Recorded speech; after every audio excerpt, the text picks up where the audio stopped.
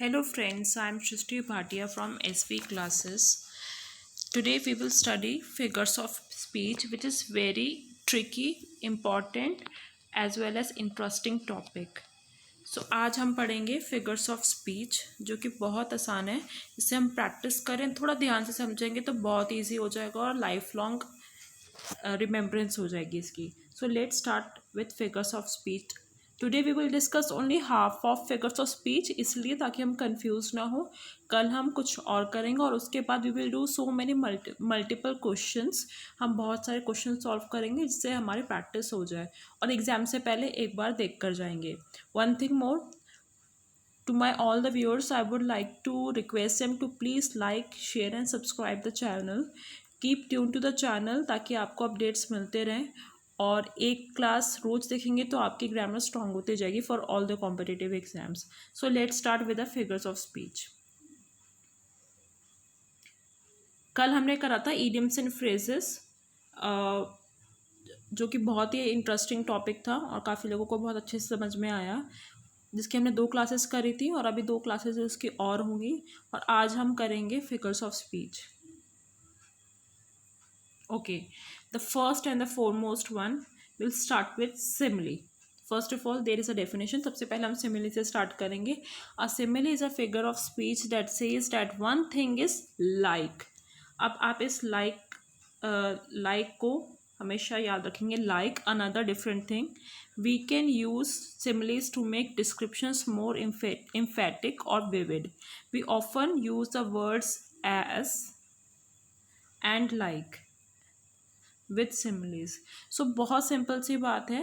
जिस चीज़ को हम दूसरी चीज़ से कंपेयर करते हैं कि ये उसके जैसे है, ये उसकी तरह है, as and like in the sentence. When we use as and like, जहाँ पे भी हम किसी सेंटेंस में एज और लाइक देखेंगे, वी कैन ईजिली आइडेंटिफाई कि ये सिम्बली है. अगर किसी भी सेंटेंस में हमें एग्जाम्स में एज और लाइक दिखाई देता है और वो सेंटेंस ये कह रहा है कि पहली subject is equal to object और object is like subject, that means it is a simile.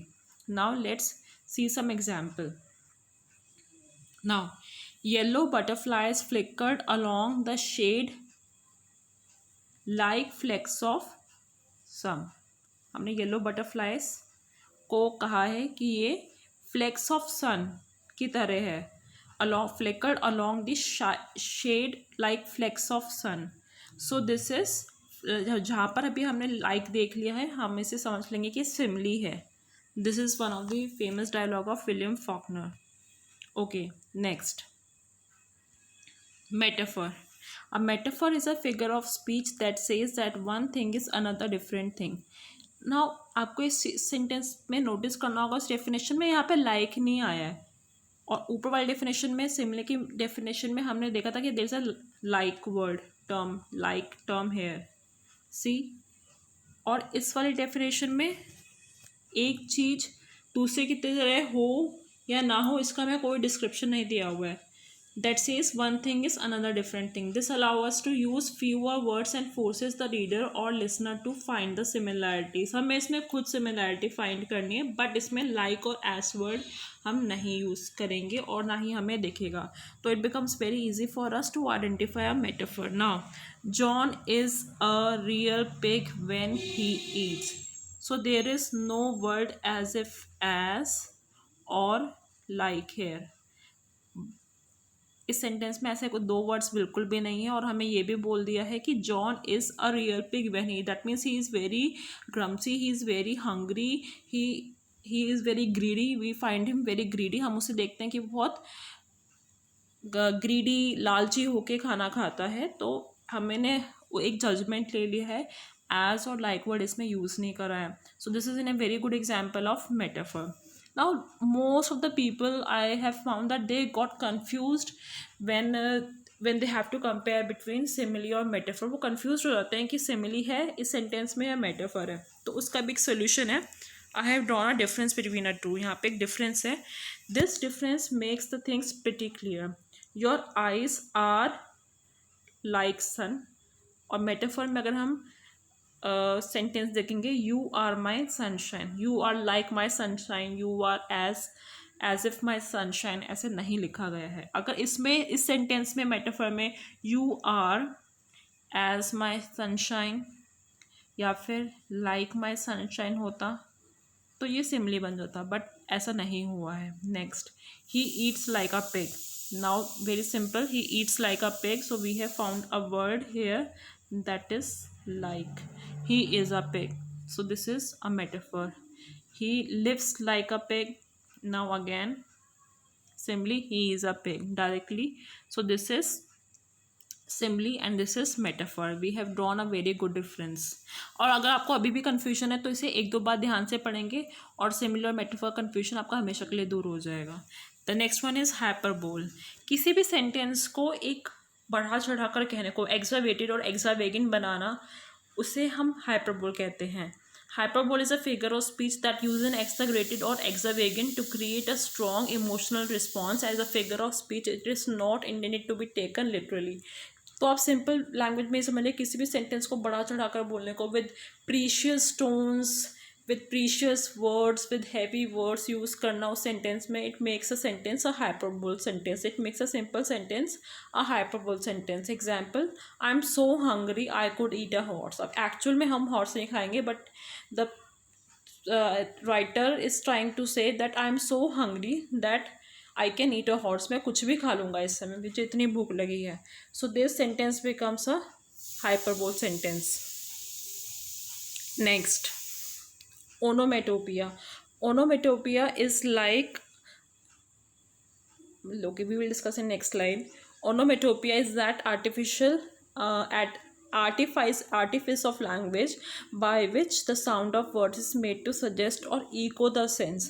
बहुत सिंपल सी लैंग्वेज है. किसी भी हम सेंटेंस में कुछ साउंड्स किसी एनिमल की या किसी अनआइडेंटिफाइड ऑब्जेक्ट की, किसी सब्जेक्ट की का हम किसी साउंड्स, बेशक वो लिविंग हो या नॉन लिविंग, हम उसके साउंड्स देखेंगे, then it becomes an onomatopoeia. Example, murmuring of innumerable bees. Now murmuring is here a sound of बीज.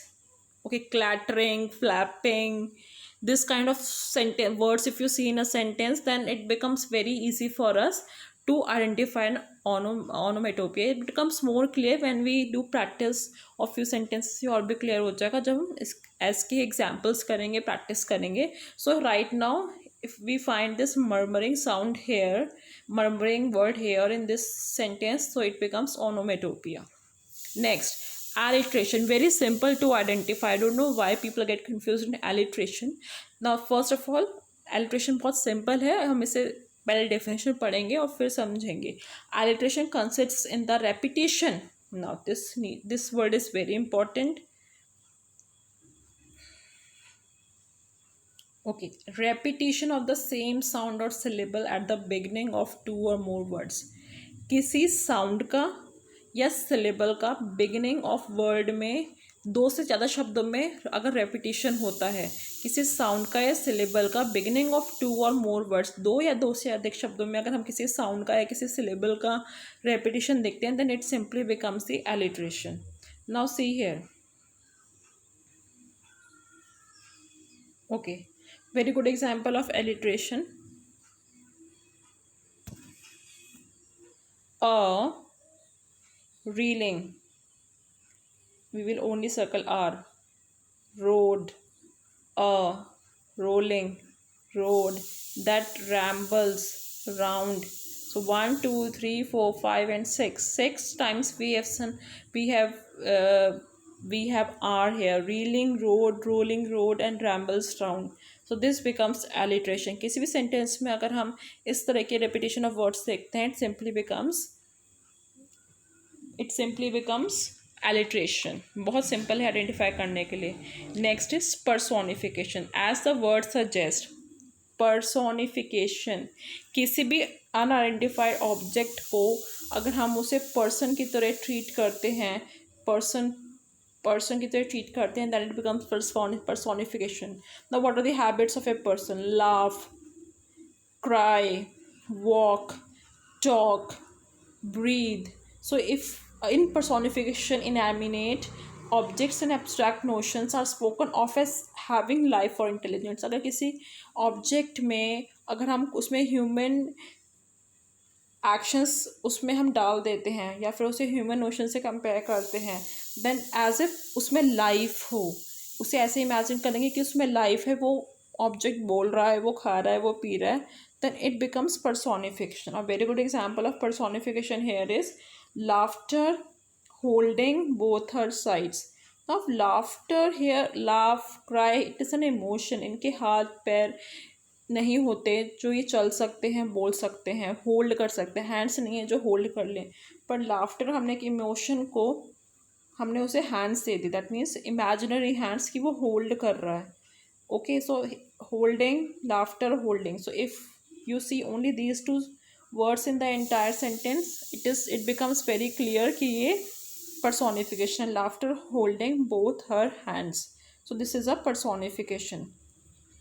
So today we have discussed about simile, metaphor, and very important difference between simile and metaphor, then onomatopoeia, then alliteration, personification. There are number of more figure of speech which we will likely discuss tomorrow. कल हम कुछ और figures of speech discuss करेंगे. Stay tuned to SV classes. I am Srishti Bhatia, and we will again have one class tomorrow regarding this, and day after tomorrow we will discuss some examples. Thank you very much, and please share, like, and subscribe to my channel.